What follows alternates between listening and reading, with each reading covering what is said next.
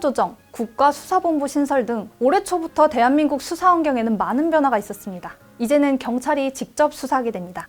안녕하세요. 국가수사본부 수사구조개혁단 김민지 경감입니다. 모 현직 부장검사의 스폰서 의혹을 수사하던 경찰은 수사를 위해 압수수색 영장을 2번 신청했는데요. 검찰 단계에서 모두 기각됐습니다. 이를 통해서 봐주기 수사가 아니냐라는 의혹이 제기되기도 했죠.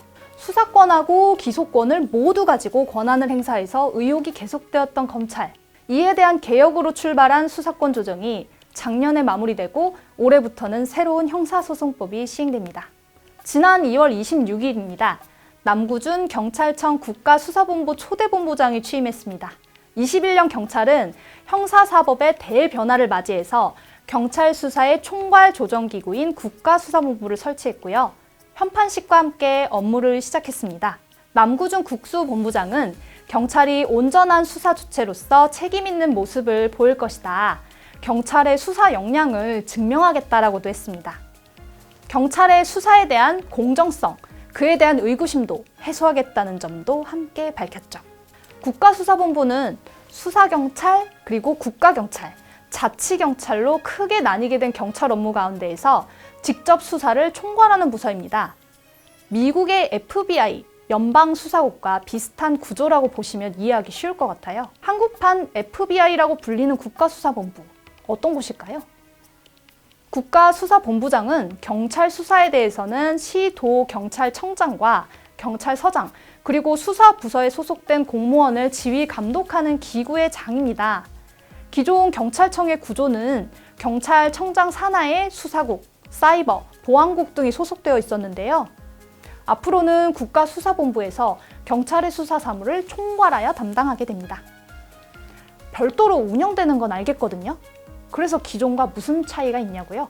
국가경찰과 자치경찰의 조직 및 운영에 관한 법률, 줄여서 경찰법에 따르면요. 경찰청장은 원칙적으로 개별 사건에 대한 수사를 구체적으로는 지휘할 수 없습니다. 개별 사건의 구체적인 지휘 감독은 이제 국가수사본부장이 행사하게 되는 겁니다. 국가수사본부 신설하고 수사권 조정이 무슨 관계냐고요? 이러한 국가수사본부의 신설은 수사권 조정을 담은 형소법 개정하고 관련이 있습니다. 수사권 조정 이슈는 과거부터 끊임없이 왔었던 권력기관 개혁의 핵심 주제입니다. 검찰에 집중된 수사권과 기소권을 분산하고 견제하는 것, 그리고 실제 수사의 대부분을 다 경찰이 하거든요. 그럼에도 불구하고 권한은 없이 책임만 져야 하는 그런 수사 현실을 법제화하고 현실화하는 것. 이러한 권력기관 개혁에 대한 국민적인 합의를 바탕으로 작년 2020년 1월 13일입니다. 형사소송법 개정안이 본회의를 통과했죠. 경찰이 1차적 수사 종결권을 가지게 되었는데 경찰 수사의 신뢰는 어떻게 보장할 수 있을까요? 우선 경찰 수사는 검사의 재수사 요청이나 시정조치 요구와 같은 통제를 받습니다. 또한 경찰청은 검사의 수사 통제, 그리고 고소인 등의 이의 신청이 접수된 사건을 현재 전권 취합해서 분석도 하고 있죠.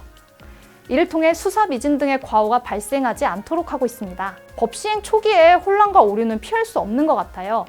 하지만 변화된 절차 제도의 조기 정착을 위해서 경찰은 계속 노력하겠습니다. 경찰은 수사권이라는 국민으로부터 주어진 권한을 오로지 국민을 위해 행사할 수 있도록 인식과 자세, 그리고 제도와 문화를 모두 바꾸겠다는 점을 약속드립니다.